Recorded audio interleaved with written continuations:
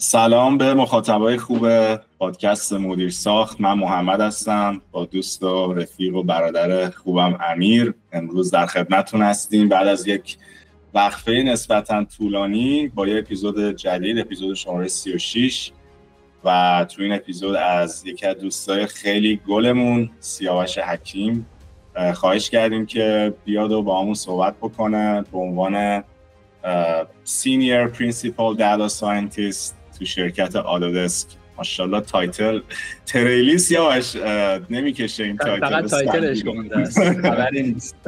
و آره سیاوش رو دعوت کردیم که امروز باهاش صحبت بکنیم به عنوان یکی از لیدرهای خیلی متخصص توی شرکت خیلی مطرح آتودسک که الان خیلی چند سالی داره کاری باحال میکنه توی دیتا ساینتیست و توی ای آی و خلاصه راجع به موضوع مرتبط به این تاپیک قرار باهاش صحبت بکنیم.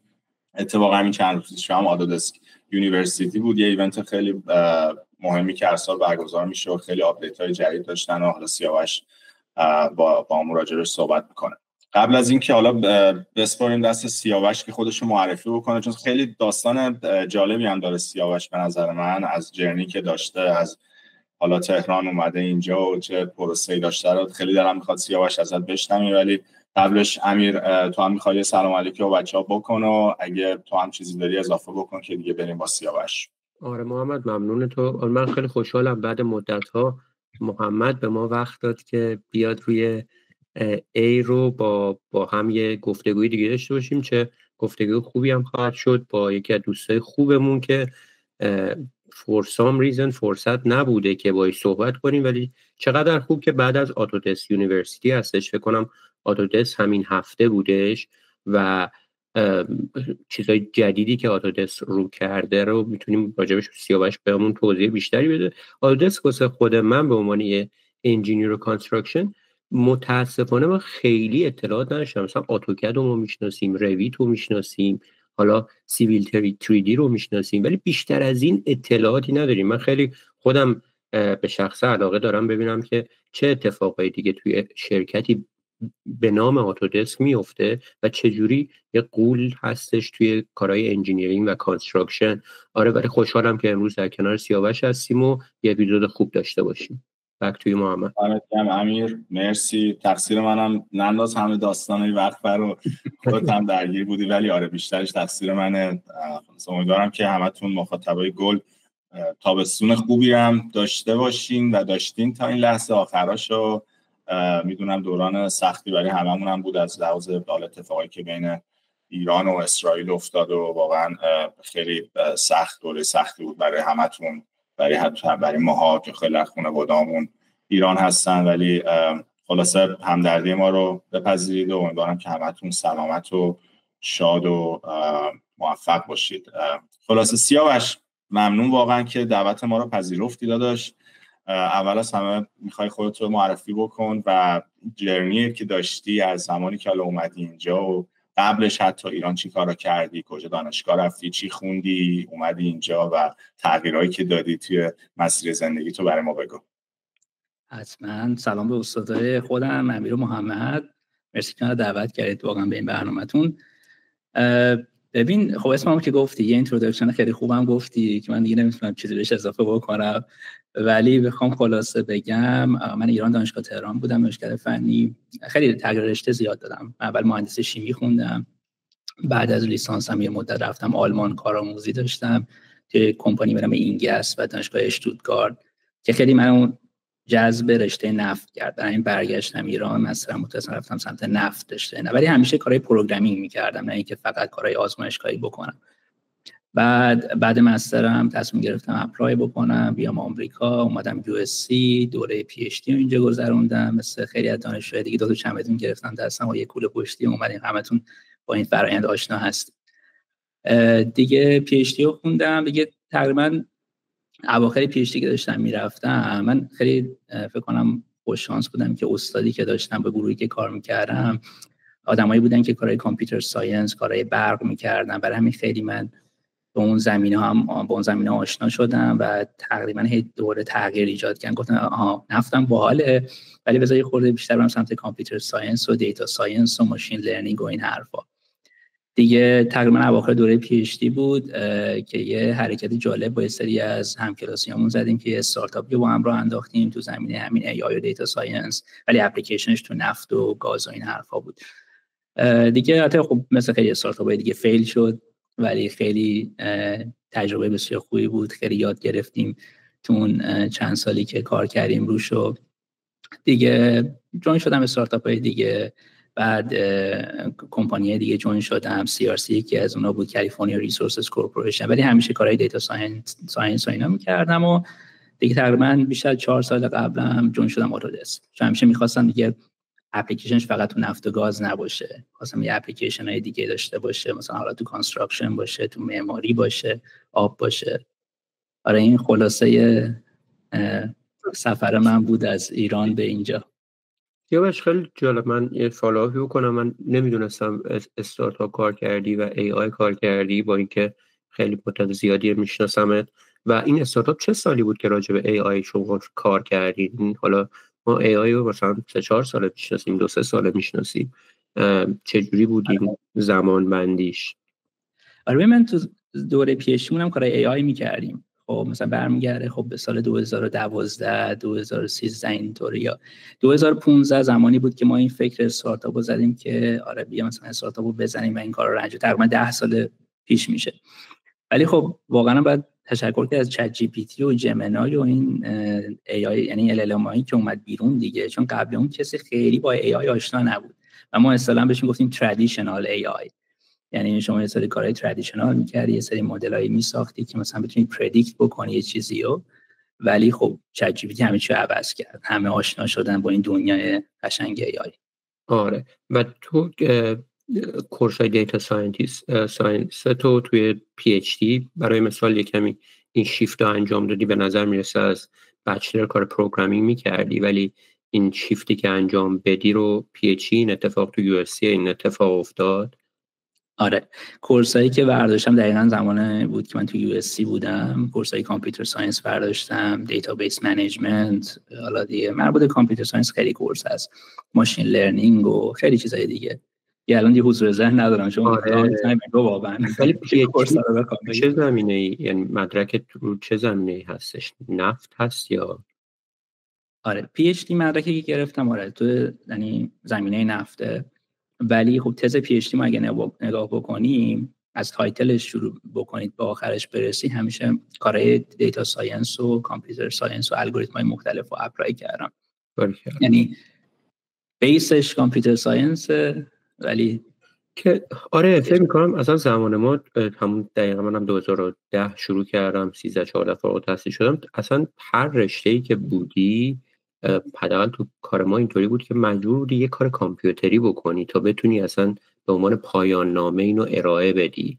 یعنی به غیر از این نمیتونستی، یعنی صرف این که کانستراکشن باشی، انجینیرینگ باشی، نفت باشی، بتونی کار جدیدی ارائه بدی، چون کار ترادیشنال اکثرا انجام شده بود و دقیقاً اکثر بچه‌ها یه کار کامپیوتری میکردن که حالا جالب بود همه رشته‌ها به کامپیوتر وصل میشدن دیگه.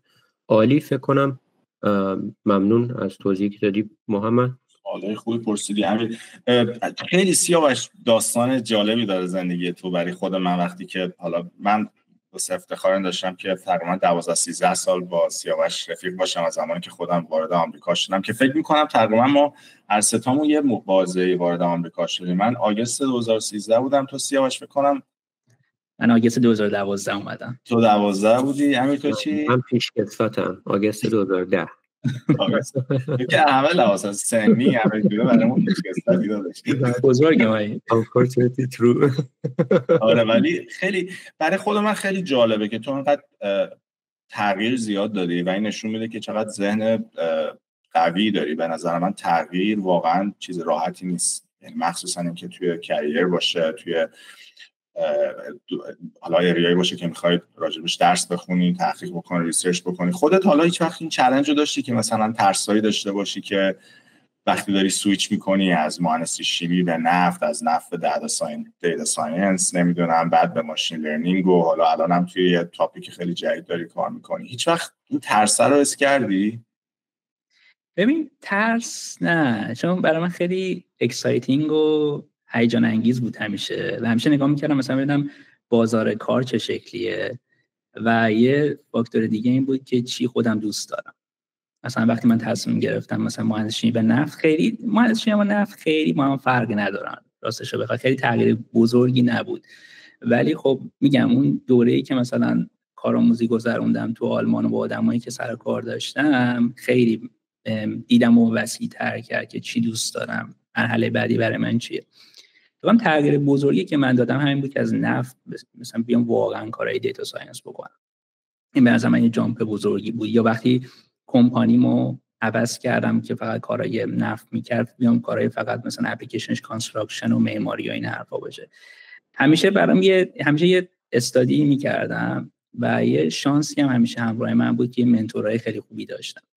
مثلا من یه استارتاپی که جوین شدم بعد گریجویت شدنم، بعد اون استارتاپی که خودمون زده بودیم، یه منتور خیلی خوب اونجا پیدا کردم، مایک پنل. اون خیلی من کمک، یعنی من رابطه‌مو با این آدم نگه داشتم و هر وقت می‌خواستم تصمیم بگیرم که جابمو عوض کنم، چه مثلا یه تغییری بدم، همیشه با این آدم یه مشورتی می‌کردم. یه آدم فوق‌العاده مثلا با تجربه، خودش از این تغییرات زیاد داده بود تو زندگیش، برای همین همیشه احساس می‌کنم یه راهنمای خوبم داشتن، یه منتور خیلی خوبم داشتن، خیلی کمکت می‌کنه که تصمیم درست بگیری. چون همیشه تو می‌تونی تغییر بدی ولی باید تغییر مثبت بدی. دقیقاً. خیلی چیز جالب اولا که میخوام هایلایت بکنم اون قابلیت اداپشن و اداپتیویتی و اینها که واقعا خیلی مهمه که آدم هرچی که میره جلوتر تو زندگی بر اساس شرایط مختلف بلد باشه که چجوری اداپت بکنی اونو و برای خود فرصت ایجاد بکنی. و تو به نظرم خیلی این کارو قشنگ انجام دادی و اون منتورم که گفتی واقعا آره، من خودم هم وقتی نگاه میکنم اون بازهای زمانی که اسم میکنم که حالا یه چپتر جدیدی وارد شدم یا یه تغییر خیلی مهم و پویایی تو زندگی ایجاد شد، همیشه یه آدمایی داشتم که یا منو ساپورت کردن تو اون بازه یا با دیدشون به من خیلی کمک کردن و این خیلی نکته مهمی که بهش اشاره کردی. امیر تو نکته من میخواستم اینجا یه سگوی داشته باشیم راجع به آتودسک، اصلا ببینیم حالا داستان سیاوش چی بوده جوین شده و اصلا چه شرکتی هستش، چه کامپنی هستش، یه توضیح بدی از داخل آتودسک چه اتفاقی میفته، تو کدوم سکشنش هستی، یه توضیح راجع به آتودسک بدیم حالا تا بیشتر بریم داخلش. آره حتما. ببین داستان من یعنی قبل از اینکه جوین بشم آتودسک خیلی جالبه. گفتم از اون CRC داشتم جدا میشدم، من دقیقاً 2 تا آفر گرفتم که این متا بود که همون فیسبوک سابقه، یکم آتودسک. و حالا میخوام ربطش بدم به اون منتوری که گفتم مایک پنل. من 2 تا انتخاب داشتم که مثلا متا جوین بشم، خب خیلی کارهای جالبی میکنم اونجا، ولی خب مثلا بعد ببینیم که مثلا ایمپکتش هم چیه تو زندگی بقیه. خب مثلا دیتینگ اپ میسازن آره، یا مثلا کارهای دیگه ای میکنن توی فیسبوک، ولی آتودسک برام خیلی جذاب شد. تا من مایک پنل هم جوین شده بود به آتودسک اتفاقا در همون زمان، خیلی اتفاقی برام جذاب شد چون گفتش که خیلی با هم که صحبت می‌کردیم گفتش که ببین الان انتخابی که می‌خوای بکنی و کارهای ای آی که می‌خوای بکنی 2 تا گروهه. می‌خوای پوزیتیو ایمپکت داشته باشی تو دنیا یا می‌خوای مثلا یه کاری بکنی همین من ای آی انجام دادم، کار دیتا ساینس کردم. این جملهش خیلی منو به فکر یعنی فرو برد که مثلا چه تصمیم بگیرم و خیلی کمکم کرد که مثلا جوین شم آتودسک. چون احساس کردم آتودسک بالاخره سافت‌ورایی که دارن تولید میکنن دارن یه تغییری مثبت ایجاد میکنن، مثلا کانستراکشن رو دارن کمک میکنن یا تو زمینه آپریشن و آب و اینا دارن کار میکنن، تو زمینه معماری دارن کار میکنن، یه تغییر مثبتی دارن ایجاد میکنن. خب و این واقعا دلیل اصلی بود که من آتودسک رو انتخاب کردم 4 سال قبل. سیاوش من یه لحظه اینتراپت کنم ولی ادامه بده، اینو خیلی برام جالب بود اینو گفتی، چون ما یکی از دوستای مشترکمون که حالا اینجا باید تگش کنیم در واقع به نظر من از دستش دادیم به متا و تو این تصمیم رو گرفتی که بمونی تو این فیلد انجینیرینگ این جنرال، که دقیقاً این جالب بود که پوزیتیو ایمپکتی که میگی. من خیلی خوشحالم که تو تصمیم نگرفتی بریم متا، به خاطر اینکه اگه میرفتی متا احتمالاً همچی کانورسیشنی رو نداشتیم و رشتمون دور و دورتر میشد. ولی یکی از دوستای صمیمی بعد سالها کار کردن توی انجینیرینگ که میشناسیمش، دقیقاً رفت متا که خیلی هم کارش عالیه، ولی من شخصا خیلی ناراحت میشم که بچه‌ها رشته حالا انجینیرینگ رو ول میکنن میرن رشته‌ای که مرتبط نیست به زمینه کاری ما. من فکر میکنم ما یه لاست نالجی پیدا میکنیم. ما زحمت کشیدیم دوران لیسانس، فوق لیسانس، دکترا توی یک زمینه‌ای کار کردیم و یهو به دلایلی که یکیش هم مالی هستش و هایپی که تو جامعه وجود داره تصمیمایی میگیریم که رشته‌های دیگه بریم. من خودم هم همیشه تو این ذهنیت بودم که رشته‌هامون خوبه، باید ادامه بدیم و یه کار اینوویتیو توش بکنیم که تو الان امروز حالا برای ما توضیح میدی. بک تو یو. خیلی راجع به آدادس قشنگ گفتی. من خودم سالها پیش کتابی خوندم اسمش بود میگم اینتلیجنت اینوستر که راجع به کلا فاندامنتالای اینوستمنت و اینا صحبت میکرد. بعد یه چیزی بود اون موقع خیلی مون تو ذهن من که اصلا دیدم و نسبت به شرکت ها و چجوری به یه شرکت میتونی نگاه بکنی عوض کرد. اون یه جمله داشت فکر کنم از کوت کرده از وارن بافت که میگفتش که آقا به این فکر نکن که الان مثلا این شرکت داره چیکار میکنه وقتی میخوای سهامش رو بخری یا هایپش چیه، نگاه بکن ویژنش چیه و ایمپکتی که داره میذاره چیه و همون چیزی که خودت گفتی سیاوش. بعد امروز داشتم راجع به آدادس یه خورده ریسرچ میکردم، رفتم میشنشون رو خوندم. اولین چیزی که خودم وقتی راجع به شرکت میخوام بخونم میشن جالبی داره، نوشته که Autodesk's mission is to empower everyone everywhere to design and make anything. Our technology spans architecture, engineering and construction. خیلی میشن جالبی داره که تو میای امپاور میکنی آدما رو که هر چیزی میخوان بسازن و حالا تولزهای مختلفی داره که راجبش گفتی، ولی خیلی هاشون ما قبلا میشناختیم و سال‌هاست که استفاده میکنیم. آدوکد هستش، حالا نرم افزارهای دیگه توی انترتینمنت و گیمینگ داره که دارم میخواد راجبش صحبت بکنی، ولی کلا هم راجب کانستراکشن تبدیل شده به یه قولی آدودسک که میاد شرکت‌های دیگر هم میاد دقیقاً میخره و یکی از اون نرم افزارهایی که حالا ما تو آمریکا زیاد استفاده میکنیم اسمش هست بیلینگ کانکتد که حالا موبین که همکارمونه توی پادکست مدیر ساخت و خیلی کمکمون میکنه همیشه، مطمئنم الان داره تگ میکنه اسمشو میذاره اینجا، حالا بچه‌ها میبینن تو یوتیوب. ولی بیلینگ کانکتد یک پلتفرمیه که خیلی استفاده میشه تو لول کامرشال جنرال کانترکتینگ و شرکت‌های بزرگ و پروژه‌های بزرگ برای اینکه تو میخواید اینویتیشن بفرستی به ساب کانترکتورها، باشون کامیونیکیت بکنی موقع بیت کردن پروژه، پروپوزالاشون رو بگیری، بعد اسکوپینگ رو انجام بدی. حالا اسکوپینگ بهش مثلا ما اینجا یه ترمی هست میگن اپل تو اپل کامپریزن. مثلا فرض کن تو 10 تا پروپوزال استیل استراکچر از ساب کانترکتورات میگیری، بعد میخوای مطمئن شی اینا اسکوپشون یکیه، مقایسه که داره میکنی مقایسه یکسان و برابر و عادلانه، آیا اسکوپی که ما میخوایم همشون دیدن تو قیمتشون، آیا گپ دارن. بعد خیلی قشنگ با این بیلدینگ کانکتد تو میای این کارا رو انجام میدی و بهش میگن اسکوپ شیت، بید لولینگ تاب، هر چی اسمشو میخوای بذاری. خیلی شده این نرم افزاری که واقعا پیشرفت کرده و ترانسفورم کرده کاری که تو این زمینه ما میکنیم. اینو چند سال پیش آدادسک اومد خرید و خلاصه الان یه سری نرم افزارهای دیگه هم هستش که مثلا ما یه اپیزود داشتیم با سی او و کوفاندر جوین که یه نرم افزاریه که توی دیسیژن میکینگ و مهندسی ارزش و ولی انجینیرینگ و باجت منیجمنت و اینا کار میکنه. از انجوم من اون روز پرسیدم انجوم فکر می‌کنی آدادسک قراره بیاد بخرتت یا نه؟ شوخی ازش پرسیدم، ولی واقعا حالا آدم به شوخی میپرسه ولی خیلی احتمالش وجود داره که آقا این اتفاق بیفته. یه خورده سیاوش از آدادسک بیشتر برامون بگو، حالا فهم نرم افزاری که وجود داره، کارهایی که کردن، بعد بهمون بگو چه کارهایی داری خودت توی آدادسک اون دپارتمانی که هستی انجام میدی، مثلا راجع به کارهای باحالی که من میدونم داره تو ای آی انجام میدی. آره حتما. قبل از اینکه جواب بدم برگردم به کامنت امیر، اینکه کار دیتا ساینس دومین نالج خیلی مهمه. میخوام راجع به دیتا ساینس صحبت کنم.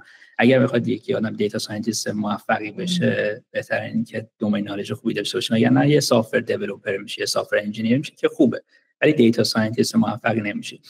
ولی محمد جان آره خیلی باحال گفتی راجع به آدادسک. آره آدادسک کارش اینه، یعنی کلا میره این کمپانی کوچیکو برمی داره میخره. اتفاقا گروهی که من جوین شدم اول، بعد اکسپند شد تیممون، گروهی که من جوین شدم در حقیقت میشد زیر مجموعه یک کمپانی به نام اینووایز. اینووایز پایونیر بود تو زمینه آب و اینا، مثلا سافرهایی که تولید میکرد برای واتر تریتمنت، ویست واتر تریتمنت، واتر دیستریبیوشن، هر چیزی که بگی سافرهای مختلف مثل ICM داره، اینفو درینیج داره برای درینیج دیزاین و فلادینگ و این حرفا. و دقیقاً خیلی جالب بود که این کمپانی گرفته و یه تیم AI برای این می‌خواستن و من جوین شدم زیر مجموعه اون که بعداً حالا اکسپند شد، ما کارهای رویت و اینا هم انجام دادیم. ولی آره کلا آتودسک معروفه به این قضیه و کارش هم ادامه خواهد داد و این کارو خواهد کرد. ولی یه چیز دیگه هم میخوام اضافه کنم اینجا، انقدر استارتاپ‌های مربوط به AI زیاد شده تو زمینه کانستراکشن و حالا آب و معماری، یا آتودسک نمیتونه همه اینا رو بخره. یه میتینگی بودیم با سی او کمپانی و سی تی او کمپانی، برگشت سی او گفت واقعا گفت ما نمیتونیم دیگه همه اینا رو بخریم، بهتره خودمون دیگه دیولپ بکنیم. که حالا اینو میخوام الان رب بدم به دقیقاً کارهایی که ای آی که ما داریم انجام میدیم.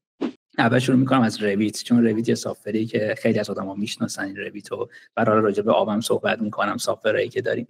رویت مثلا خب خیلی به نظر من سافر پیچیده‌ای، مثلا API های مختلفی داره، خیلی فانکشن های مختلفی داره که مثلا یاد گرفتن همه این چیزا سخته دیگه.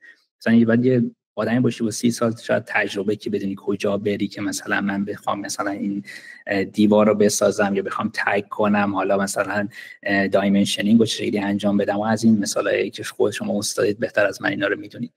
ولی خب ایده اینجا بود که اگر من بتونم یه چیزی مثل چت جی پی تی که میشه برین این قضیه و مغز پشت این قضیه من استفاده بکنم و بتونم فقط با یه پرامپت ساده بگم که این کارا رو برای من بکن، مثلا یه دیوار برام تولید کن با این متریال با این سایز، یا مثلا فلان اتاقو تو فلان بیلدینگ برای من تگ بکن، فقط کافی من اینو تایپ بکنم و اینو برام انجام بده. خب خیلی کار کاستومر رو راحت تر میکنه دیگه، به جای اینکه حالا مثلا بخواد بره اون تبای بالا بگرده من چه شکلی بخوام اینا رو تگ بکنم و این شد ایده پشت رویت اسیستنت که اتفاقا هفته پیش که راجع به ایو صحبت کردی امیر محمد، اینو ما ریلیزش کردیم و نشونش دادیم به بقیه و خیلی کارهای جالبی انجام میدین. رویت اسیستنت مثلا سوالای مختلفی جواب میده، مثلا how to question، چه شکلی کاری انجام بدی.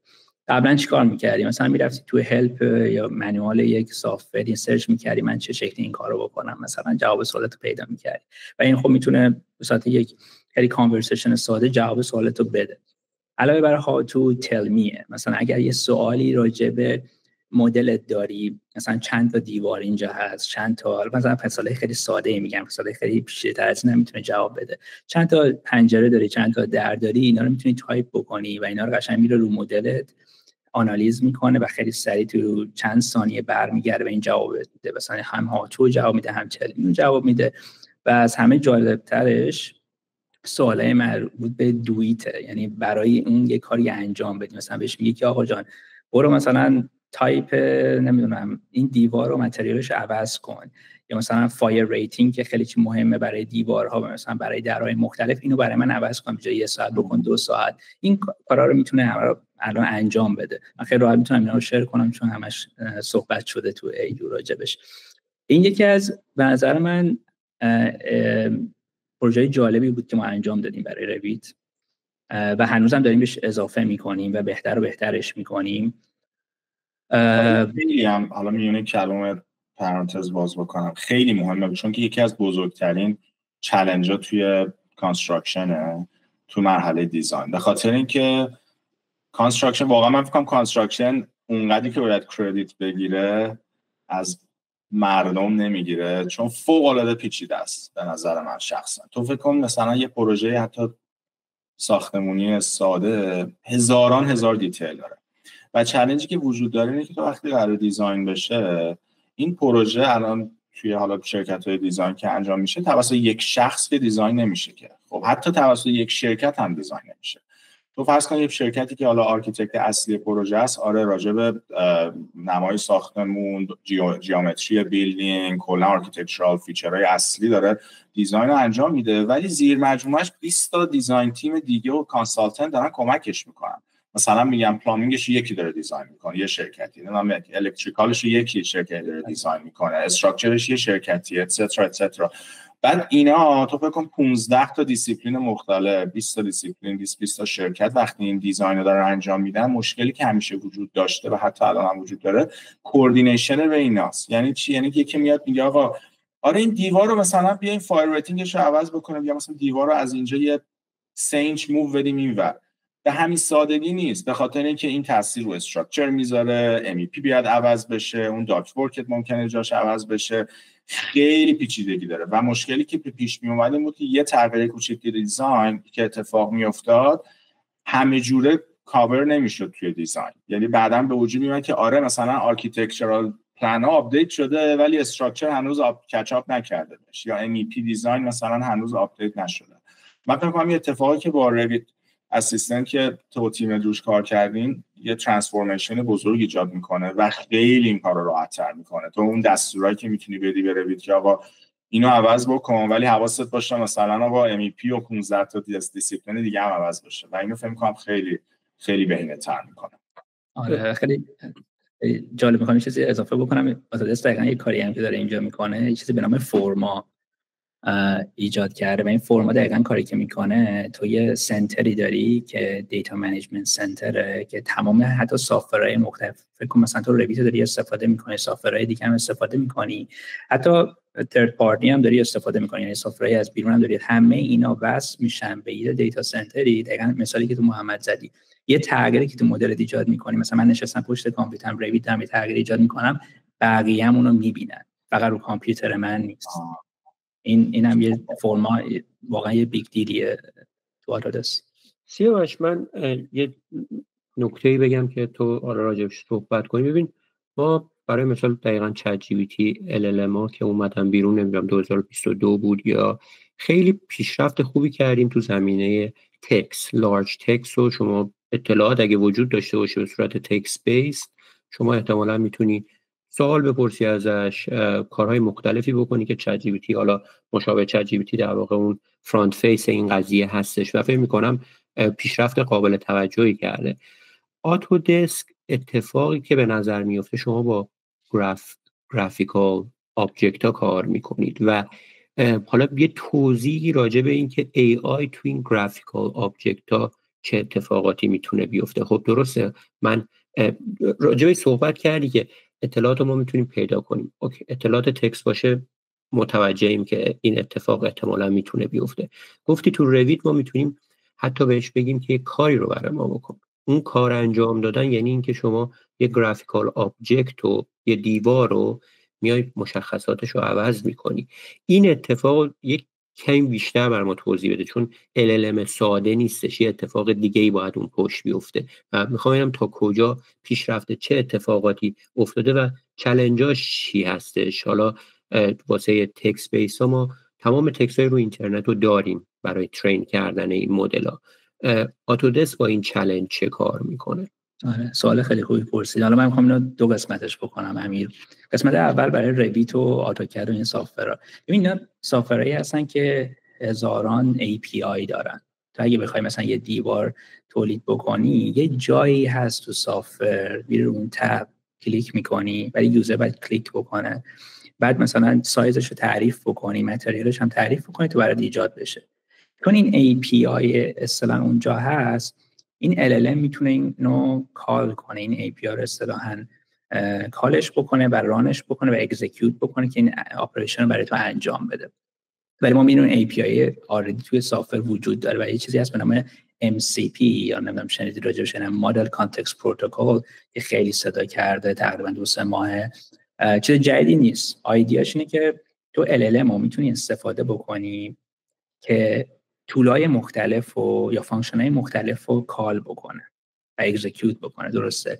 حالا MCP چی کار کرد؟ اومد اینو یه حالت استانداردی تعریف کرد که تو هر تولی هر جایی داری، من میتونم با این استاندارد ساده اینو کال بکنم و انجام بده. و این شد ایده‌ای پشت همین رویت اسیستنت که حالا من همه این API های مختلف رو دارم، ولی نمیخوام یوزر بره کلیک کنه از اینجا به اونجا بره اینو کال کنه. LLM ولی این قدرت رو داره اون طول رو برای من کال بکنه و انجام بده و اینطوری اپریشن انجام بشه. ولی یه قسمت دیگه هم داره، بخش دومی که میخوام راجعش صحبت بکنم، جنراتیو AI. ببین جنراتیو خب LLM جنراتیو AI ولی خب همونطور امیر تو گفتی تکست جنریت میکنه، حتی ایمیج هم جنریت میکنه. تو قشنگ میتونی دالی رو تو اوپن ای آی استفاده کنی یا مشابهش هست با کمپانی مختلف که مثلا ایمیج یا ویدیو برات جنریت بکنن. خیلی هم کارهای خفنی دارن میکنن. ولی آره یه چیز از چالنجایی که ما داریم تو آتادسک این شکل‌های پیچیده جیومتری‌های مختلفی هست که دیتاهاشو ما داریم ولی بیرون نیست که مدلی روش ترین بشه. تقریبا فکر کنم 3 سال پیش بود اولین ورژنی یه مدلی اینا فاین تیون، اصلا میگن فاین تیون کردن، یعنی اینکه یه نورال نتورک رو شما برمی‌دارید، مثلا خلاصه بگم روی دیتا هایی که داری اینو ترینش می‌کنی دوباره، اصلا میگیم فاین تیونش داره می‌کنه که برای دیتا های تو کار بکنه. حالا ما این نورال نتورکی که بیرون وجود داره، حالا خوردم تغییرش دادن بچه‌ها، کاری که کردن اومدن طوری اینا فاین تیونش کردن که بتونه مثلا یه آبجکت برات جنریت بکنه، مثلا یه صندلی برات جنریت بکنه، برات یه میز جنریت بکنه. این فرق داره با کانسپت رویت و آتوکد اون ای پی آی ها رو دارن، یعنی عملاً یه پلتفرم مستقلیه. من میرم اونجا تایپ میکنم من یه صندلی میخوام با این دیزاین، با این رنگ، با این شیپ، و این برات جنریت میکنه این قضیه رو. برنینی تا هنوزم دارن روش کار میکنن، خیلی اون چالنجینگه، یکی از سافرهای خیلی خفنی خواهد شد به نظر من وقتی برسه به اون نقطه‌ای که بتونه یوزر استفاده بکنه. بعد دیگه هیچ وابستگی به رویت و سافرهایی که تو آتادسک نداره. اینم می‌خواستم اضافه بکنم. اسم سافر چی بود سیاوش؟ من برنینی. اینو حتما برنینی آره سرچ کنن که آره این this is coming up. فکر کنم تو AU هم معرفیش کردن و خیلی جالب بود. حالا ببین سیاوش منو کارکت کن، دقیقاً گفتی مثلا دالی میتونه احجام و شکل تولید بکنه یا حتی ویدیو، ولی آتودسک اتفاقی که میفته احجام معنی دیگه‌ای براش داره. اون اندازه، اون در واقع شما باید فکر کنید یه برای مثال یه ماشینی رو دارین تولید میکنید، فقط اینطوری نیست حجم بیرونی باشه، اتفاقاتی که داخل میفته باید همه چی مچ باشه، با دیمنشن و احجام خیلی دقیق کار میکنه و این طبیعتا سخت‌ترش میکنه. برای همین است و اینا میتونستیم بگیم خب دالی داره این کارو میکنه و لزومی نداره آتودسک انقدر وقت بذاره. و من چیزی که اتفاقا تو آتودسک سیاوش شنیدم، نکته‌ای که هستش برای مثال تکست جنریشن لارج لنگویج مدل‌ها که برای مثال تکست هایی که وجود داره تو اینترنت باید استفاده میکنن 10 تریلیون نمیدونم دیتا دارن.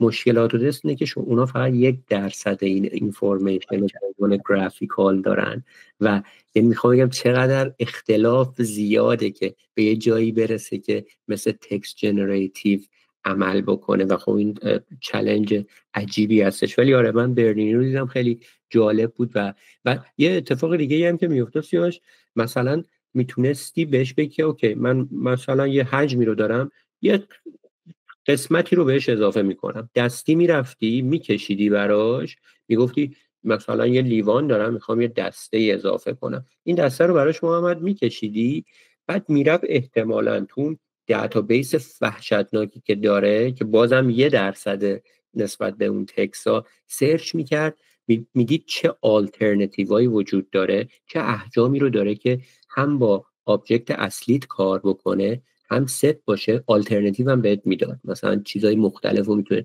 خیلی اتفاق جالبی برای دیزاینرها احتمالاً. مرسی اد کردی امیر، من دقیقاً یادم رفته بود. خیلی نکته مهمیه که این شیپ هایی که اینا جنریت میکنن یا احجامی که جنریت میکنن واقعا باید آماده باشه که مانیفکتچرینگ روش اتفاق بیفته. اینطوری نیست که تو فقط یه چیزی رو یه ایمیجی یه شکلی رو تولید بکنی حالا این یه دسته لیوانه، نه باید آماده باشه من اینو الان بدم بسازن تولید بشه. و این که از چالنج‌های همین برنینیه، دقیقاً درست میگی دیتامون کمه ولی یه سری ایده‌هایی هست که دارن روش کار میکنن. مثلا خب میتونی سینتتیک دیتا جنریت بکنی رو دیتا تو، مثلا این یکی از اپروچ‌هایی بوده که تو LLM استفاده شده، یعنی تو میتونی همون دیتاهای تکستی که داری باش تغییر روش ایجاد بکنیم، تکست‌های جدیدتر جنریت بکنید، مدل رو دوباره ترین بکنید روشون. همین ایده پشت سر برنینی هم هست و توی فیوژن مشابهش ما داریم به نام کیج که مثلا خب پیچ و مهرهایی که میخوای دقیقاً تو یه شکلی پیچ و مهره میکشی روی صفحه، این میره دقیقاً سرچ میکنه، مثلا بهش میگن سیمیلاریتی سرچ، میره سرچ میکنه، دیتابیس خوبی هم داره آتودسک، پیدا میکنه، میذاره سر جاش، میگه مثلا بفرما الان دیگه آماده است که استفاده بکنی ازش. سیاوش فیوژن رو ببخشید محمد، فیوژن رو صحبت کردی که راجع به اینم صحبت کن. من فیوژن مثلا تو چه زمینه‌ای هستش، چه فرقی میکنه با بقیه پروداکتایی که دارین؟ یک کمی برامون توضیح بده راجع به فیوژن. در بین فیوژن بیشتر مربوط به همون مانیفکتچرینگ میشه. مثلا تو اگه بخوای مثلا یه ایر فرایر مثلا دیزاین بکنی، تو از سافت فیوژن استفاده بکنی، یعنی قطعات مختلف رو داره تو میذاری و دیزاینش میکنی و یه چیزی آماده است که یعنی قابل ساخته. حالا دقیقاً معادل برنی که گفتم کیج ما داریم توی فیوژن که دارن کار میکنن روش که دقیقاً همین کار رو انجام بده. ولی کلا کارش اینه که تو بتونی یه چیزی رو بسازی که آماده ساخت باشه، یه چیز دیزاین بکنی که آماده ساخت بشه. درست، واسه مانیفکتچرینگ بیشتر استفاده میشه تا کانستراکشن و انجینیرینگ. خیلی جالب میاد. ممنون. بیشتر با پیچ و مهره سر کار داره، با در و دیوار نه. خیلی باحال بود واقعا اطلاعاتی که دادی. من خودم کلی چیز یاد گرفتم. سیاوش دمت گرم. حالا یه سوالی که برای خودم خیلی جالبه و همیشه سعی می‌کنم حداقل اینتنشنال باشم و ابزرو بکنم ببینم بقیه چجوری استفاده می‌کنن. یه خورده راجع به این صحبت بکن، راجع به این که تو حالا چه تو زندگی شخصیت، چه توی روز دی تو دی تو کار، چه استفاده‌ای از AI می‌کنی و چه جوری AI به تو کمک می‌کنه؟ چون خیلی الان مثلا تو این 2-3 سال گذشته انقدر مثلا بعد ورود چت اوپن AI با چت جی پی تی و الان هم جمینای و اینا خیلی یه دفعه عوض شد سری همه چی و خیلی ازش یوز کیس‌های مختلفی وجود داره. تو یه خورده برامون بگو چه جوری این به تو توی هم پرسونال هم توی کارات روز دی تو دی بهت کمک می‌کنه. آره خیلی سوال جالبی پرسیدی محمد. ببین خیلی قبل LLM مثلا من خب کارهای AI که می‌کردم یه سری مدل برای خودم مثلا می‌ساختم، مثلا ماشین لرنینگ و دیتا ساینس بلد بودم. مثلا یکی از کارهایی که کرده بودم مثلا برمیگرده 5-6 سال قبل که مثلا استاک پرایس رو برای من پردیکت یادم قشنگ.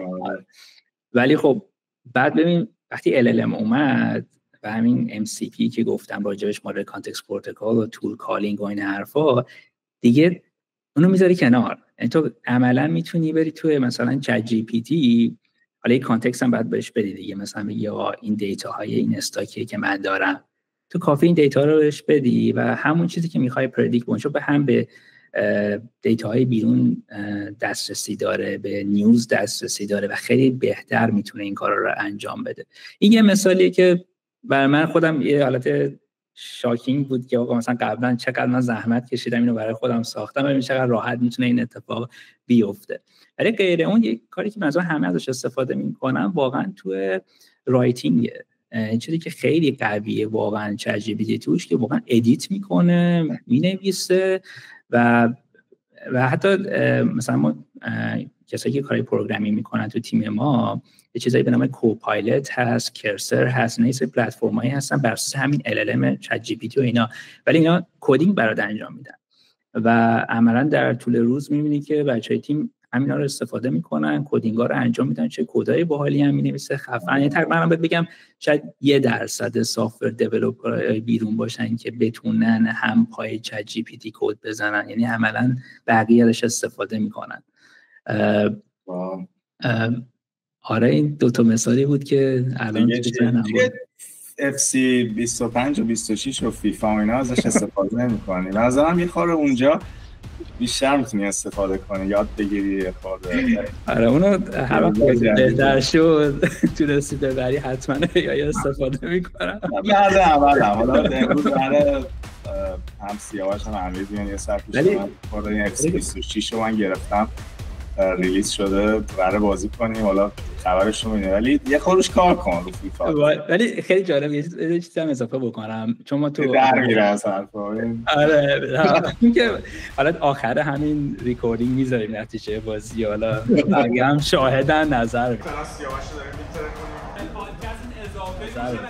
ولی چون راجع به بازی صحبت کردیم می‌خوام چیزی اضافه بکنم. آتودسک راجع به فیوژن صحبت کردیم، کانستراکشن همین استفاده کردیم. تو زمینه اینترتینمنت و اینا هم سافتور داریم، مثلا سافتور مایا که یه سافتور معروفیه تو هالیوود ازش استفاده میکنه، حتی تو فیلم‌های معروف مثل اواتار و اینا هم استفاده شده. ولی برگردیم به بازی که گفتی، AI واقعا این صنعت بازی و گیم هم داره تغییر میده. یعنی کاری دارن انجام میدن، شاید نمیدونم جینی و شنیدی که گوگل روش داره کار میکنه، یه اینتراکتیو ویدیو برای جنریت میکنه این ریل تایم. یعنی تو الان حساب کن بازیایی داریم انجام میدیم، ما راجع به همین فیفا صحبت کردی، یه چیزی از پروگرام شده است، یه پلتفرمی داره اتفاقایی میفته، یا مثلا نمیدونم کال آف دیوتی که قبلا بازی کردیم یا بازی دیگه که قبلا تو گذشته ما راجعش صحبت کردیم، اینا میتونه اینتراکتیو جریان بازی هم عوض کنه، AI و LLM، و این دقیقاً فیوچر بازی و گیم هم خواهد بود. اینم یه تغییر خیلی گنده است به نظر من که خیلی جالب خواهد بود. اصلا خیلی چیزا رو عوض کرده، سرعت انجام دادن کارها، جوری که میتونی خلاق بشی، چه جوری از تایم طالب استفاده کنی. به نظر من اون چالنجی که برای ما هست اینه که آقا الان خیلی چیزا اگه قبلا 15 ساعت وقت می‌ذاشتم الان تو 5 دقیقه انجام میده، حالا اون زمانی که الان دارم و چجوری استفاده بکنم که به خودم کمک بکنم. من حالا خودم هم میخوره راجع به کاری که ازش میکنم بگم. مثلا توی کار تو گفتی برای نوشتن، خیلی من تو پروپوزال نوشتم، من بخش مهمی از کارم دی تو دی هم با کلارک اینه که خب پروپوزال مینویسم، نمیدونم با تیممون پروژه مختلف رو چیس میکنیم، هم تکنیکال پروپوزالمون، هم حالا بخش کاست پروپوزالمون و اینا. خیلی واقعا بهم داره کمک میکنه. یعنی تو فکر کن مثلا من اگه سالی اوریج مثلا 40 تا پروپوزال میرفتم مینوشتم و اینا، خب این دیتابیس رو ما داریم دیگه تو شرکتمون، تیم مارکتینگمون همه اینا رو داره. الان ما استفاده که داریم میکنیم اینه که میایم، من میگم آقا من راجع به این سوالی که تو حالا RFP یا ریکوست فور پروپوزال هستش، این تاپیکایی که میخوام راجع بهش حرف بزنم، به جای اینکه از اسکرچ شروع بکنم نوشتن، میگم این 10 تا پروپوزال قبلی most similar most relevant هم، برو از اینا استفاده کن، کانتنتی که دارم بیا کاستومایزش بکن برای چیزی که برای این پروژه میخوام بنویسم. یعنی خیلی وحشتناک داره بهم کمک میکنه.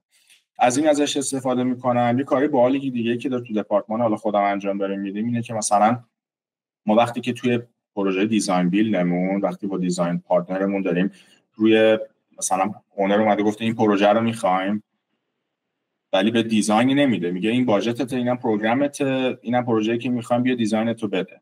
معمولا توی دیزاین بیل اینه که میشینی با برین استورم میکنی با تیم دیزاینت که آقا ما 10 طبقه بسازیم این پروژه رو، 5 طبقه بسازیم، اینجوریش مثلا جیومتری چه شکلی باشه. بعد اینا میومدن مثلا چند تا کانسپت میدادن، بعد من و تیمم میرفتیم اینو میگرفتیم، آنالیز میکردیم.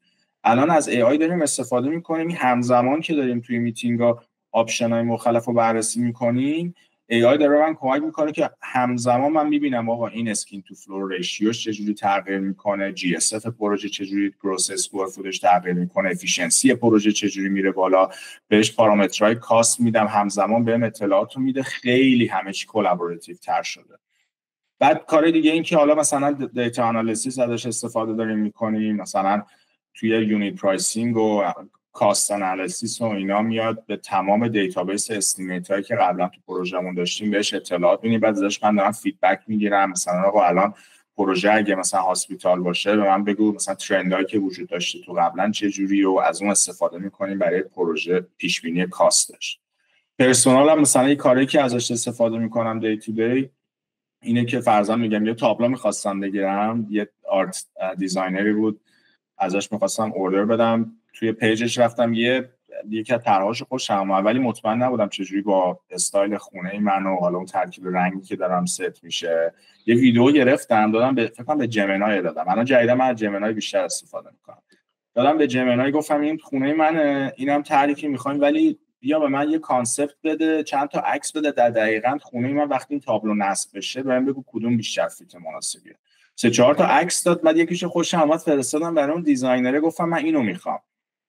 بعد اون طرحش تغییر برای من پست کرد. یا مثلا کار دیگه که میکنم توی حالا ریسرچ کردن و برای مسافرت و اینجور چیزا هم خیلی بهم کمک میکنه. امیر تو هم بگو دیگه، بگو توی پرسونال تو توی کارا دی تو دی تو کار چجوری ازش استفاده میکنی؟ فکر میکنم هم برای خود من جذابه هم برای مخاطبم. آره خیلی جالب بود. خیلی جالبه که این AI به ما این فرصت رو میده که دقیقاً بتونی کریتیو باشی و تو چیزای مختلف استفاده کنی. یعنی اینستراکشنی وجود نداره که برای مثال تو اتوکد میخواستی یه دیوار بکشی، خب 2 تا راه بود، یا تایپ میکردی مثلا این، یا باید با دست میکشیدی، یا این اینستراکتیو بود.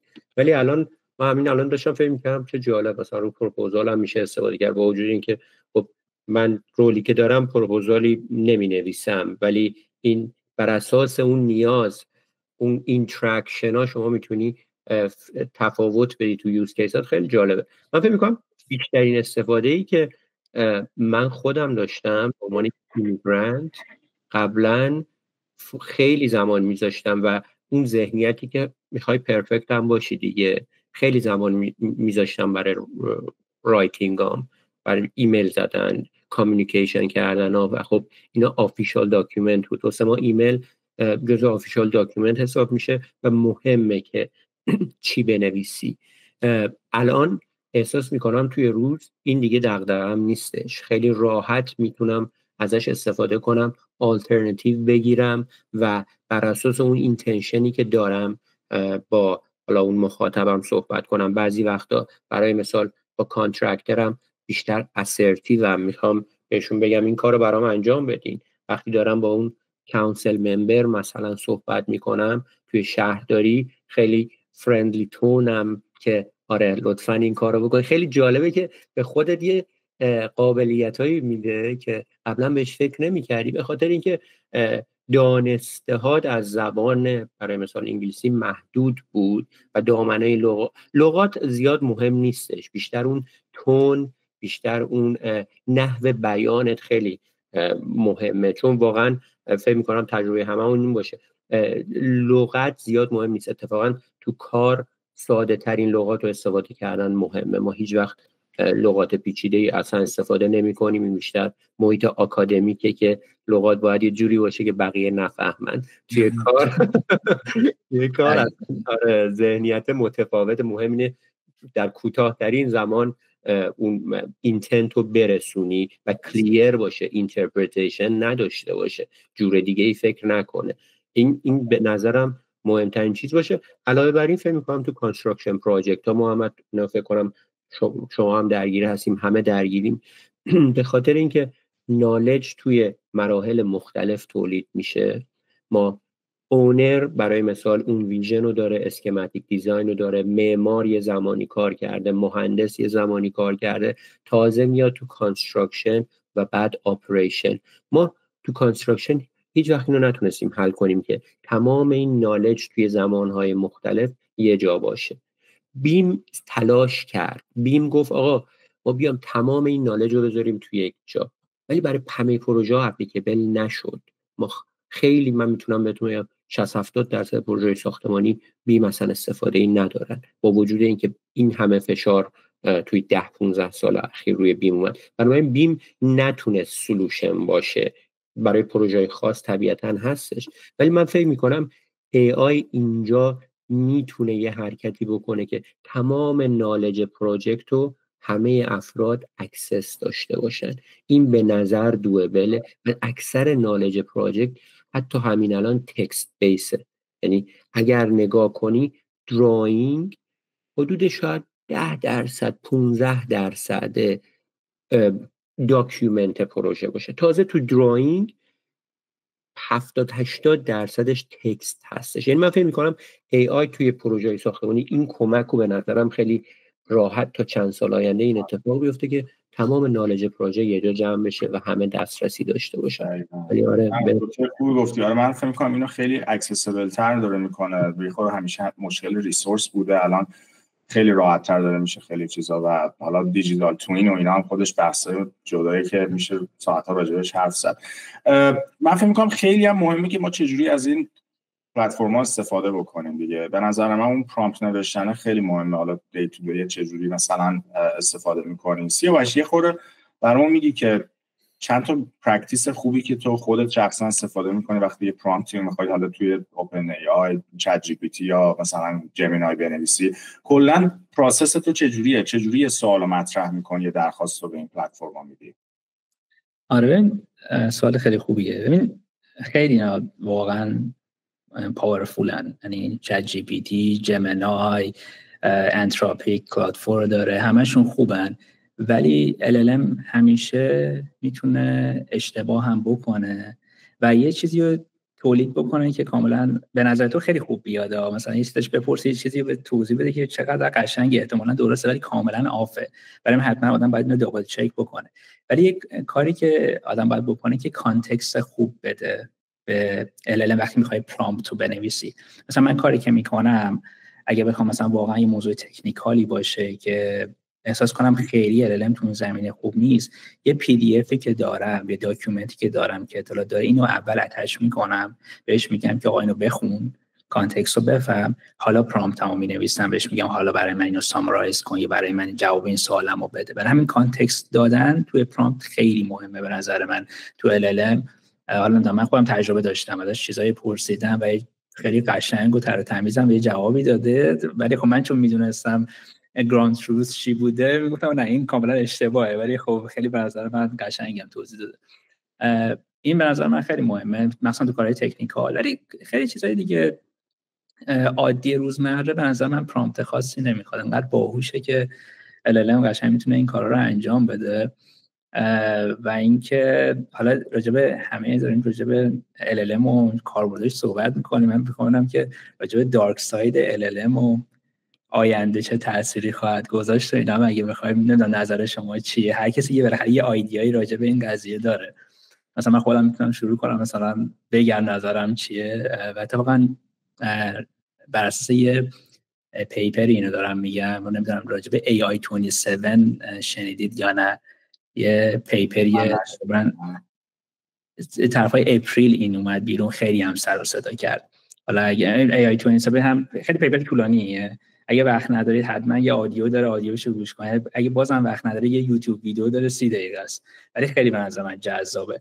کاری که اینا کردن، یه سری ساینتیستای دیتا ساینتیستای خیلی خفنن نشستن این پیپر رو نوشتن و همه سناریوهای مختلف رو در نظر گرفتن که آقا 2 سال دیگه چی میشه، یا 4 سال دیگه چی میشه، 6 سال دیگه چی میشه و همه چی رو بررسی کردم. مثلا آقا آره آمریکا داره چت جی پی تی و اینا رو میسازه، حالا اون بر چین هم هست، چاینا هم داره مثلا برای خودش دیپ سیک و اینا رو دیولپ میکنه، چه جنگایی ممکنه بین اینا اتفاق بیفته. و اینکه الان ما AI که داریم استفاده میکنه AGI هم نیست، یعنی Artificial General Intelligence هم نیست، هنوز نرسیدیم به اونجا. ولی وقتی به اون پوینت برسیم چه شکلی این AGI بعدی رو جنریت میکنه، با چه سرعتی اینو جنریت میکنه و به نقطه میرسه که تو هزاران انیشتین داری که بایفار از همه ما انسان ها باهوشترن و آیا اینا به این نقطه میرسن که احساس کنن مثلا انسان ها به چه دردی میخورن؟ ما اینقدر باهوشیم که همه کار خودمون میخوایم بکنیم، اینا هم که همش دارن با هم جنگ میکنن و سودی ندارن. چه اتفاقی ممکنه؟ و همه این سناریوهای مختلفو نمیخوام اسپویلش کنم، تو اون پیپر راجعش صحبت میکنن که مثلا اما بحث سینگلریتی و سینگلر همیشه برام این تلفظ این کلمه سخته. چی بهش میگن این چیزی که آخرش بعدش میگردن؟ آفرین. آره، به اینکه آقا آخرش هم کانسپت یکتا شدن و اینا میرسونه. خیلی چیزای عجیبه فلسفی پیشرفت میدن. آره خیلی عمیق. مثلا میگم at some point هم راجعش صحبت میکنه که حتی AGI آمریکا میاد با AGI چاینا نگوشییت میکنه، چون هیچ کدوم حتی سیاست مدارا اونقدر دیگه نالج ندارن که ولی نه at some point یا با هم دعواشون میشه یا با هم مرج میکنن مثلا یه اتفاق. حتما ببینید. من نگاه کنم. ولی حالا من یک کامنت راجع می‌کنم. خیلی جالبه الان که گفتی زمانی میشه که خیلی جالبه میگی AI27 یعنی 2 سال اصلا همیشه استراتژیک پلان ها بود 10 ساله 25 ساله راره، الان مثلا 2 سال دیگه چه تفاوتی میکنه، 4 سال دیگه این خیلی تفاوت جالبی. و یه لحظه این به ذهنم رسید که همه چیزی که داریم صحبت میکنیم artificial intelligence در واقع دیتاست دیگه. یه داده‌ای تو دنیا وجود داره که ما داریم بهتر پترناشو میبینیم و ازش استفاده میکنیم. یه زمانی حالا این دیتا کجا هست؟ یه زمانی مثلا چنگیزخان مغول میومد ایران، نیشابور رو میرفت، اولین کاری که میکرد لایبرری رو آتیش میزد، کتابخونه رو آتیش میزد. خب یعنی خیلی جالب، هنوز تفاوتی نکرده. الان دوباره تو اگه فکر کنی دیتابیس اینا، بک‌گراند اینا دیتابیسه و اگه بخوای به اینا صدمه بزنی باید بری اون دیتابیس رو شاید نابود کنی. مثلا حالا این دیتابیس یه زمانی تو کتابخونه بوده، الان رو کلاوده. یعنی بازی همون نالج کالچر فرهنگی خیلی مهم میشه، دانش فرهنگی. همینطوری سیاوش گفت خیلی جالب این به ذهنم اومد. ولی من خودم نظرم یعنی برای خودم حل نشده است این قسمتش هستش. آره تمام داده هایی که توی دنیا وجود داره رو شما به نحو بهتری میتونی استفاده کنی، ولی این برای خودم میگم حل نشده است. به اکتشافات فیزیکال منجر نمیشه، به خاطر اینکه داده هایی رو شما داری استفاده میکنی که قبلا به وجود اومده. یه آدمی مثل انیشتین اومد یه چیزی که تا الان ندیده بودن و اومد گفتش آقا این فیزیکال اینونشنیه که وجود داره. من هنوز اینو تو AI نمیدونم، ولی ممکنه باشه. شما میتونید پترن هایی که وجود داره رو کنار هم بذاری و به اون اکتشاف فیزیکال بیانجامه. اون اکتشاف فیزیکال به نظرم خیلی عجیبه، که عجیب خواهد بود که ما هنوز نداریم. برای مثال به این نتیجه برسی که یه عنصر دیگه ای تو دنیا وجود داره به خاطر اینکه تمام این دیتا ها رو به وجود آوردی و دیدی، ولی اون عنصر رو هنوز نتونستی کشف کنی. دیتا میگم وجود داره ولی نمیتونی کشفش کنی. این خیلی لیپ بزرگتریه، چون الان حداقل توی چیزهایی که ما استفاده میکنیم ما داریم از دیتاهای موجود استفاده میکنیم. خیلی هم خوبه، دیتا اکسسیبل میشه و با این اکسسیبل بودن شاید کارهای بهتری بتونی بکنی. ولی آره من خودم همچنان چون بیشترم تو کانستراکشن ذهنیتم هستش، یه ما هنوز خیلی فاصله داریم تا حتی بتونیم اینا رو به صورت افیشنت استفاده بکنیم. ولی جالبه. آره میخوام چیز اضافه کنم. تو کانستراکشن درست میگی، ولی این اتفاقی که داره میگی داره میفته. دقیقاً این فرق بین جنراتیو AI و ترادیشنال AI. جنراتیو AI اسمش روشه، جنریت میکنه. و مثلا نمیدونم راجع به تیم دیپ مایند گوگل شنیدی، الفا فولد، که اینا در حقیقت دارن استفاده میکنن از LLM و این تکنولوژی که پروتئین های جدید بسازن. برای یه دیتایی بدم، کار من نیست، من چون علاقه دارم راجعش میخونم. کاری که میکنن، کاری که تاله کردن، نزدیک 200 میلیون پروتئین متفاوت، استراکچر پروتئین متفاوت رو تو چند سال اخیر جنریت کردن. حالا تو اینو مقایسه بکن با انسان تو 50 سال گذشته فقط 200,000 تا پروتئین مختلف، استراکچر مختلف رو تونسته تولید کنه و به درکش برسونه. تا 800-900 برابر بیشتر تو چند فاصله زمانی کوچیک. حالا مثلا عنصر جدید پیدا کردن، مثل آلبرت آینشتین فکر کردن، اینا چیزی دور از ذهن نیست. من چیزی که میبینم داره اتفاق میفته احساس میکنم خیلی زود هم شاید اتفاق بیفته. حالا نظرم متفاوته ولی احساس میکنم شاید It's exciting. آره من متوجهم چی میگی. آره ویژنه واقعا عجیب غریبه. حالا میریم اینجا هستیم ببینیم چی میشه. آره خیلی خیلی جالبه واقعا. میشه ساعت‌ها راجع به این موضوع صحبت کرد. سیاوش ما 2-3 تا من امیر همیشه سوال سنتی که از همه مهمونامون میپرسیم از تو هم بپرسیم. یکی این که برامون یه خورده از اون ساید پرسونالت هم بگو، چی کارا میکنی، کجا زندگی میکنی، نمیدونم چه کارهایی رو علاقه داری انجام بدی، چیا بهت حس خوبی میده، خوشحالت میکنه. یکی راجع به این صحبت بکن، سوال بعدی هم بعدش میپرسم. آره خب من لانگ بیش زندگی میکنم، کنار محمد جان، خیلی فاصله هم نداریم. الان میرم تو بالکن یه دستی به تکون بدم جوابمو بده.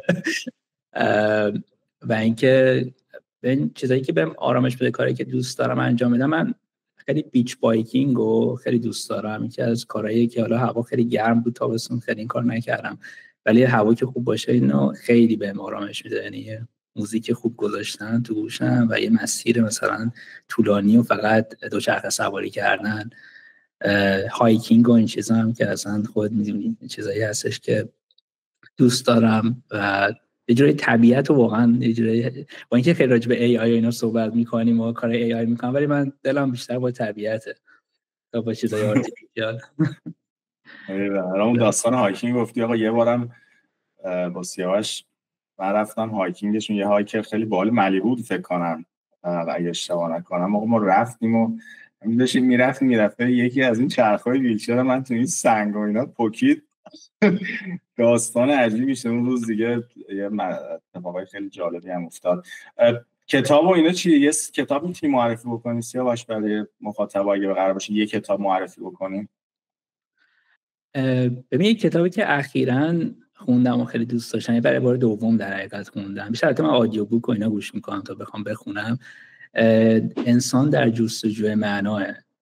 نمیدونم کتاب رو خوندید، خیلی راجع به اتفاقایی که زمان نازی‌ها افتاده و هیتلر و این حرفا شکلی، مثلا یه مایندست مثبت میتونه زندگی یه آدم حتی تو شرایط سختم عوض بکنه. خیلی نظرم کتاب عمیق و جالبیه.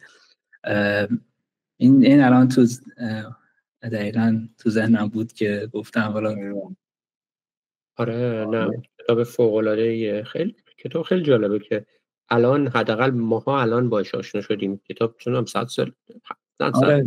خیلی خیلی قدیمی نوشته شده، جنگ جهانی دوم بوده و آره الان واقعا آدم میتونه ریلیت کنه. خیلی چیز عجیبیه. کلی زمان پیش یه آدم پیدا شده، حالا سرگذشت زندگیشو نوشته و الان کلی ها رو داره امیدوار میکنه. خیلی جالبه. آره من خیلی دوست دارم این کتابو. من فقط می‌خواستم این نکته بگم، این راجبه دوباره یک کوچولو برگردیم به اتوکد و حالا ما بعد برش میگردم با محمد. خیلی جالبه، شرکتی که همه ماهایی که تو این زمینه فعالیت کردیم میشناسیمش، 1982 تازه تأسیس شده. جالبه من نمیدونستم سان فرانسیسکو هدکوارترتون هستش و احتمالاً از اونجا شروع شده. کلاً هم 14000 تا امپلوی داره، 14000 نفر تو کل دنیا. چقدر باید ایمپکتفول باشی؟ آره 14000 نفر. مثلا ما نمیدونم شرکت‌های کانستراکشن هستن، انجینیرینگ هستن، 3000 نفر، 50000 نفر. اینقدر هم حالا مثلا لوکالن تقریبا، مثلا تو آمریکا فعالیت میکنن. چه جور کاری رو باید انجام بدی که با 14000 نفر امپلویی بتونی اینقدر همه انجینیرها میشناسنش؟ من فکر نمی‌کنم انجینیر باشه که تو بگی اتوکد اتودسک نتونه ریلیت کنه، اصلا هم چیزی وجود نداره. و خیلی جالبه که ما از این شرکتایی که اینقدر کار فاندامنتال انجام بدن فکر میکنم حتی کم داریم. حالا به غیر از شرکتایی گفتی که پازیتیو ایمپکت ندارن، به قول این کارهای سوشال میدیا میکنن که اکثر ما باشون آشنا هستیم، ولی شرکتایی که کار دیپ انجام میدن و تو کار انجینیر و کانستراکشن هستن، حالا من واقعا فقط اتودسک به ذهنم میرسه و خیلی جالب بود واسه خود من که یکمی بیشتر راجع بهشون بدونم و جالبه اینقدر میتونن ایمپکتفول باشن. نکته خیلی خوبی گفته. خیلی جالبه که بعضی موقع مثلا من میخوام بگم من اتودسک کار میکنم، بعضی میگم اتوکد. بیشتر اتوکد بیشتر میشناسن تو خود کمپانی. و ناخودآگاه ما با اتودسک آشنا نبودیم، ما اتوکد رو استفاده میکردیم به عنوان انجینیر و واقعا یعنی بک‌گراندی که این همه کارهای مختلف میکنن. تمام سافرهایی که مثلا رویت، من نمیدونستم سیویل 3D هم اتودسک. من فکر میکردم یه شرکت کامپتیشنی وجود داشته باشه بین اینا. رویت نمیدونم الان تازه کلی. من خودم با یه سافری سیاوش کار میکردم که الان فورما احتمالاً یا کانستراکشن کلاود جاشو گرفته، باسا بودش. این مربوط 15 سال پیشه، داکیومنت کنترل انجام میگن و بازنشست شد. یعنی کلی از این سافرها، حالا محمد یکی دیگه شو گفت، کار کردن به درد نخورده، گذاشتنش کنار، الان سافرهای دیگه اومده و اینقدر کارهای متنوعی انجام میدن با ریسورس نسبتاً محدودی که دارن. این واسه خود من جالب بودش. دقیقاً. و حالا ریسپکت من باشیم به تایمی که از سیاوش گرفته بودیم. سوال آخر سیاوش، من شخصا حالا بدون تعارف خیلی چیزا سوال سخت نپرسی نه خیلی چیزا ازت یاد گرفتم و از دیدت به زندگی، نوع نگاهت، لایف استایلت و خیلی لایف استایل جالبی داری. راجع به منتور حرف زدی. چه عاملایی کلا به عنوان یه انسانی که من خیلی فکر می‌کنم موفق بودی، چه توی زندگی شخصی چه توی زندگی حرفه‌ایت، چه عاملایی فاکتورایی بوده که بهت کمک کرده به اینجای برسی که الان هستی و سعی می‌کنی که همیشه فوکس باشی رو اونا؟ اولا که لطف داریم ما همیشه از تو یاد گرفتیم و امیر جان همچین چیزی نبوده. ولی حالا من چیزایی که من کمک کرده واقعا تو زندگی تصمیم بگیرم، حالا چه خوب چه بد، چون احساس می‌کنم تصمیم بدم به نظر من جزئی از زندگی آدم، باید تصمیم بدم بگیره که بعدش بتونه تصمیم خوب بگیره. واقعا داشتن آدمای خوب و مثبت و منتور که حالا صحبت، ولی واقعا ببین هر محیطی تو خودتو بذاری، آدمایی که دور و برتن واقعا رو تصمیم گیری تو تاثیر میذارن، رو زندگی تو تاثیر میذارن. تو اطراف خود آدمای مثبت بذاری، آدمای موفق بذاری مثل خودتون، تو هم تلاش میکنی موفق تر بشی تو زندگی، به سمت جلو بری. و همیشه هم اینطوری بوده. من خودم برگردم به شخصه بخوام بگم، من تصمیمات اشتباه زیاد گرفتم تو زندگیم و خیلی هم اتفاقا راضی هستم که مثلا تصمیمات اشتباه هم بعضی موقع گرفتم، چون بهم یه درسی یاد داده که اگر اون تصمیم نمیگرفتم هیچ وقت من اون پرسپکتیو رو پیدا نمیکردم تو زندگی. برای من احساس میکنم تصمیمات خوب و بد با هم قشنگن، یعنی آدم نباید فکر کنه که نه همه تصمیم باید خوب باشه، الان باید کار خیلی خارق العاده بکنم. نه. دمت گرم، خیلی خیلی نکته مهمی بود و اینکه میخوام که واقعا ازت ممنونیم، ازت تشکر بکنیم که وقت ارزشمندتو به ما دادی روز تعطیلت. خیلی حال کردیم باهات صحبت کردیم. حالا امروز هم که قراره بیای بشین، خواستم همین رو بگم، فیفا تمرین. ولی دمت گرم، واقعا خیلی استفاده کردیم و کیف کردیم. همین صحبت پایانی داری با مخاطبا؟ حتما. من خوشحال شدم که دوباره بعد مدت‌ها سیاوش باعث شد که محمد و خود منو جمع کنیم دور هم و یه اپیزود دیگه با هم ضبط کنیم. امیدوارم زودتر از همیشه دوباره این کارو بکنیم. خیلی هم لذت بردیم کنار سیاوش و کلی چیز یاد گرفتیم. مرسی امیر. سیاوش صحبت‌های پایانی؟ همیشه منم لذت بردم. مرسی که منو دعوت کردید و مثل همیشه از صحبت کردن باهاتون لذت بردم دیگه. شاکریم. دمت گرم، واقعا خیلی ممنون. از برعکس مخاطب گل مدیر ساختم ممنون که ما گوش دادین، وقتتون رو ما دادین. ان شاءالله که بیشتر اپیزود بدین بیرون. میدونم که خیلی کانسیستنت نبودیم، ولی هدفمون اینه که بیشتر با اپیزودی بعدی در خدمتتون باشیم. مرسی از وقتتون. هر جا که هستین خوب و خوش باشین تا اپیزود بعدی. فعلا منتظرم باشید. بازی فیفا ریکورد میشه، آخر این اپیزود اضافه میشه. حالا بسته نتیجه داره ولی آره میذارم. نمیتونم بگم. فعلا خداحافظ.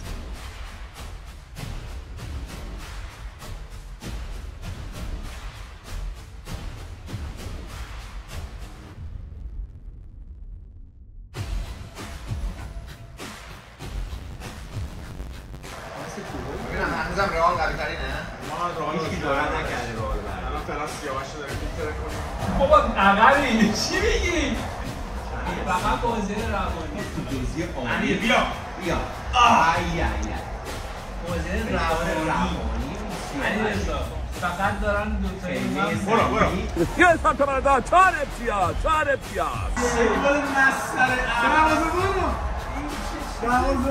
زشترین گل دنیا. قشنگترین گل. برام بره این هم بره دیگه. الان چیه؟ چرا تو شوت زدی الان؟ چیپ زدی خودت زدی. نه بابا چرت میگه. چیپ چی خورده پام. شرایطی اون عد میشه. در هر شرایط. با من نگاه قرمز بودی دادم و تو میگی داشتی میرم که جلو. بابا چرا بردی دروازه؟ آقا میزنه همین. نمیفهمم. 4-2. بزن بره دیگه. این علی هم اشتباه چند تا؟ یعنی دو تا خیلی 5-2 در پادکست اضافه میشه و گل نشد. یه نیمه دست بزن بره دیگه.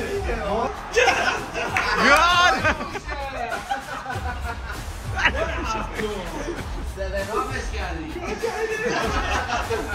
من گفتم تو بوده رو من بگی بیا هرجان بیا پادکست گلم نمونه برنامه‌شون بودم خیلی حال